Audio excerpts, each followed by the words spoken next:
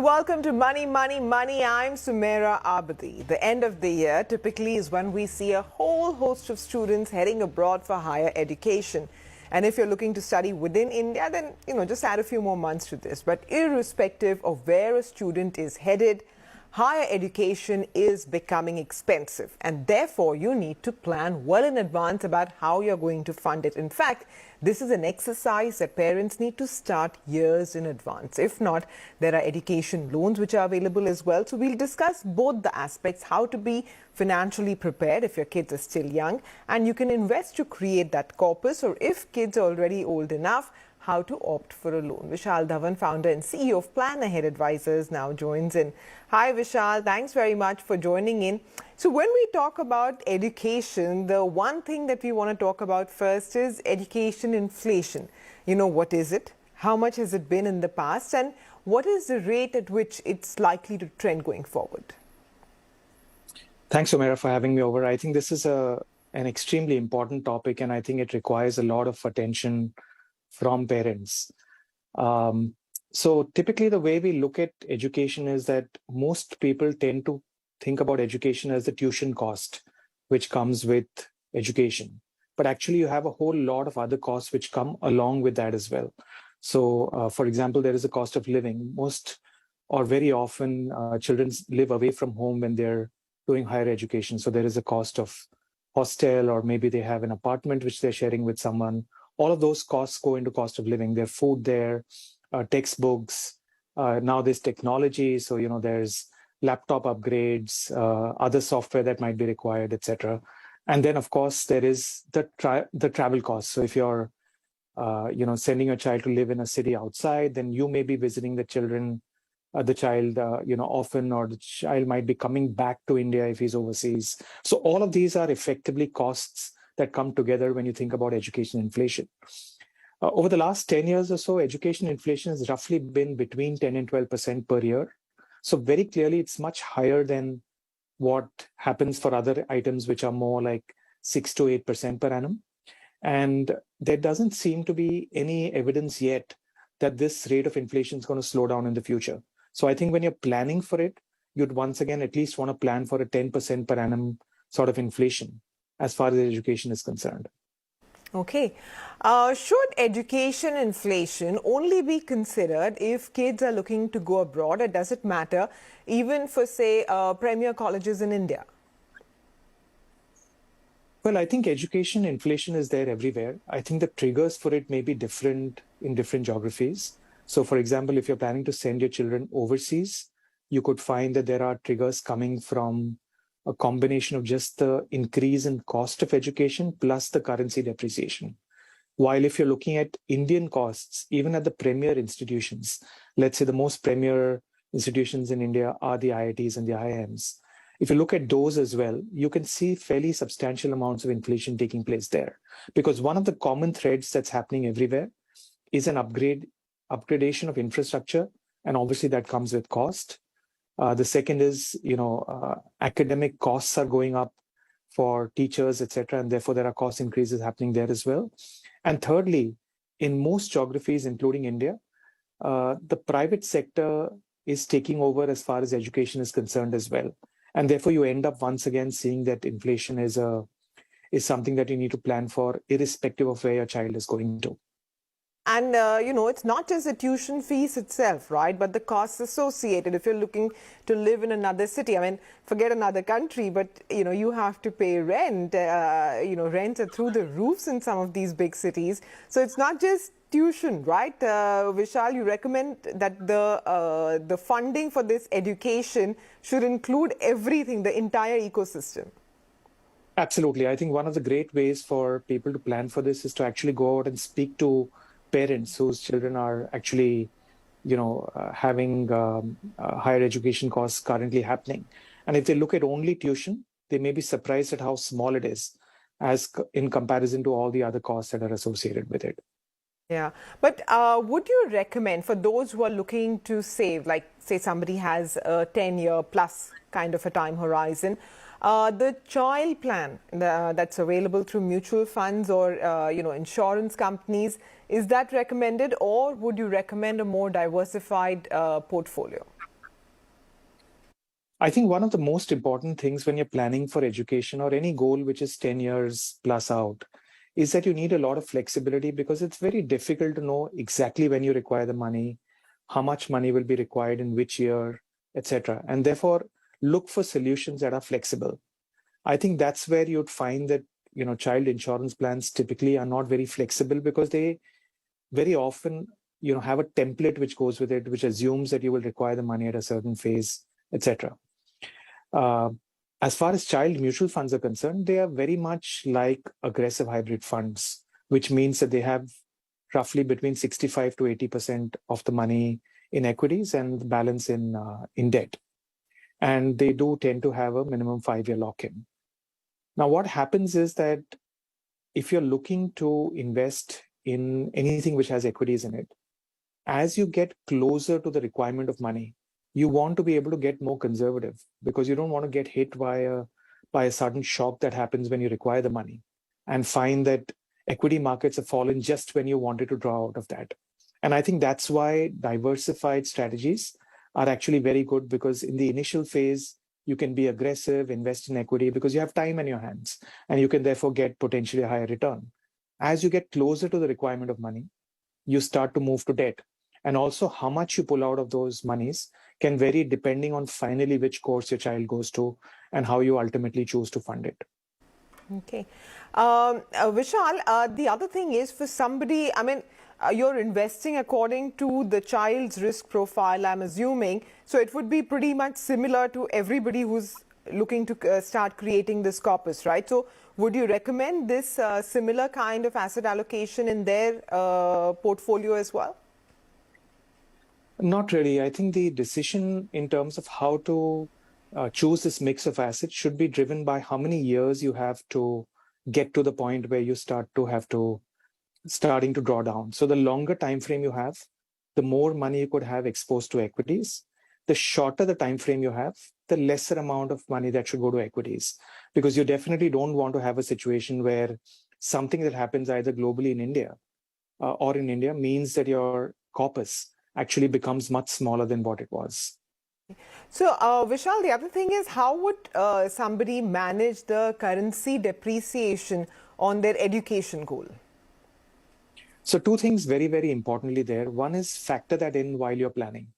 I think what tends to happen is very often we see parents, take today's cost of education overseas and then multiply it by today's currency rate and then get a number, and then they tend to grow that number. I think just like you're applying inflation on education, you also need to apply currency depreciation, because traditionally the Indian currency has depreciated by 3 to 5% every year over a period of time. In addition to that, if you have time on your hands, you're starting off soon enough, then you definitely can take advantage of the fact that you can also buy international investments in India today. And therefore, you could be buying, for example, a dollar-based investment itself, which means that over a period of time, the currency depreciation may not be something that you have to worry about. You can only focus your energy around the inflation on the education itself. Okay. With that, we're going to take a very quick break. Vishal stays on with us. And on the other side, we'll talk about how to go about if you need to take an education loan. Stay tuned. We'll be right back.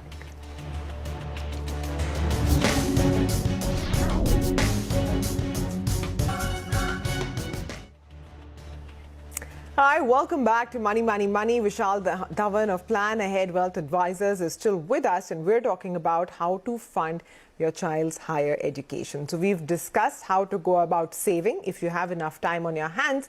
But if you don't, what is the other option? Well, it's an education loan. But before we talk about the nitty-gritties of an education loan, how to go shopping for one and so on, let's discuss whether an education loan is a good loan or not. Vishal, is this something that you recommend to fund higher education? So I think it's definitely something that can be considered, but one has to do it very, very carefully and prudently, because you need to realize that both for parents as well as for children, there is going to be a very material impact on their finances the moment they choose to use a loan. The interest rates on many of these education loans are actually quite high. especially if you don't get admissions into a very high quality institution. Typically, if you went to a public sector bank, it would be about 10, 11% per annum. If you went to a private sector bank or a NBFC, anywhere between 11 and 15% per annum. So it is expensive. And therefore, you have to be very, very clear that there has to be confidence that at the end of this education, there is an ability to have income, which will be able to support that loan repayment back. So clearly, if it results in a very high quality education, it is definitely a good sort of loan to have. If it doesn't, then it's going to put you back as a parent, either because you've compromised on your retirement, or as a child because you're just struggling to pay off the EMI when you start off. Then I don't think it's such a great idea. Okay. What are the factors to consider when someone is looking to apply for a loan or shopping for a loan? So a few things very, very clearly. One is, like I mentioned earlier, the course has to be right. Because if you have to be able to pay back a loan, you need to be sure that the kind of salaries that you'll get at the end of that program, because the job prospects are good, are going to be worth the expense on the loan. Obviously, if you're going to become an entrepreneur, then you have to think extra hard because you may not have income immediately to be able to support that. So one is the course itself. The second is the rate of interest. Like I was mentioning earlier, the rates of interest can be very high. But if you get into a very high quality institution, then those rates are substantially lower. And of course, if you're going overseas, you might also be able to get the benefit of taking a loan in the currency that you're actually going to be paying your fee in, which can happen again, as an option if you go to a good quality institution. The third thing to keep in mind is how long are you going to take to pay this loan back? Because what ends up happening with repayments is that very often, we tend to believe that we want it to go on longer and longer so that it becomes more affordable. On the flip side, we need to keep in mind that the longer the loan is, the more overall interest you're going to end up paying. And therefore, you want to find a balance if you can. So earlier on, most education loans were only 7 years. Now you have loans which go on till 15 years. But you need to keep this, very carefully done so that you don't overpay interest as well.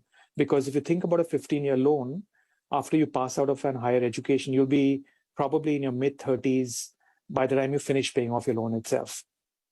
The fourth thing to keep in mind is that there is a tax deduction available for 8 years. But that, again, should not be the only reason why you take the loan.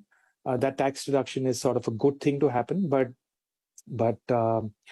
try to keep in mind that it's only available for the interest that you pay in the first 8 years. Keep in mind also that you will have margins to pay out on these loans, and you will also have a processing fee. Typically, most processing fees will be about 1%. And last but not the least, keep in mind the concept of a moratorium on an education loan, which is essentially the period during which you will get charged interest on the loan. For example, a lot of public sector banks will charge you simple interest on the loan during that period. So you don't have to pay the EMI for maybe 6 months or 12 months after you finish your program, but you're still accumulating interest on the loan during that period, and therefore you're ending up paying a higher amount because of the moratorium. So there are lots of factors to keep in mind before you go ahead and say yes to that education loan. Okay.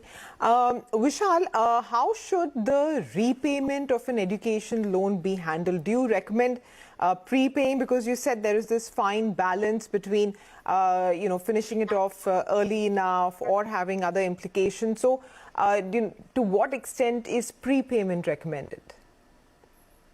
It's definitely a recommendation for you to have freedom as a person who's finished his higher education to start doing a lot of other things. Because if you look through the sort of career journey of someone, you would find that, you're happier off paying the loan off for the first few years. And then you want to get into other things in your life. Maybe you want to become an entrepreneur. Maybe you want to buy a house. Maybe you want to, settle down with a family. So there are lots of other things that will come into play over a period of time.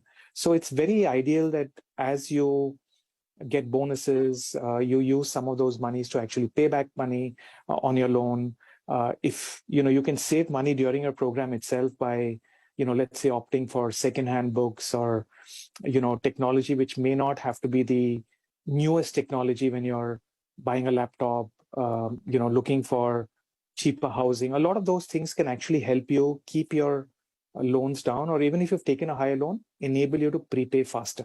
And I think that's a very, very good thing to do.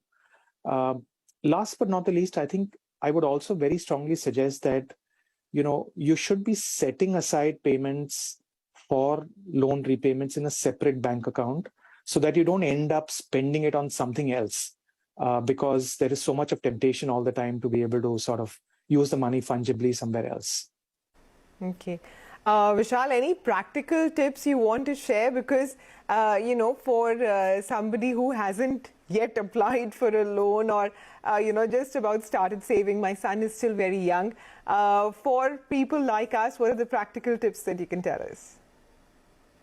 So I think one of the things that, doesn't get a lot of attention is the whole bit around opting for scholarships. There's definitely an opportunity there as well. There are scholarships available for both deserving as well as needy students, especially if you get into a very high quality institution. So look for those options. Speak to people who are senior to sort of understand, what are the other ways that you can earn some money while in your program. Maybe it's an internship, maybe it's a part-time job. There are lots of opportunities available for bright people.